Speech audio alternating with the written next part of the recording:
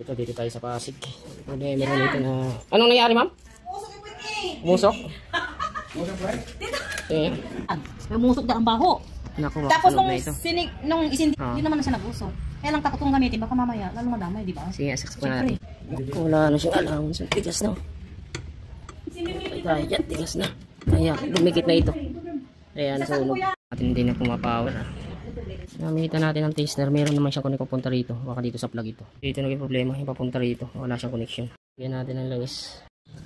Tanggal yung wire. May tanggal?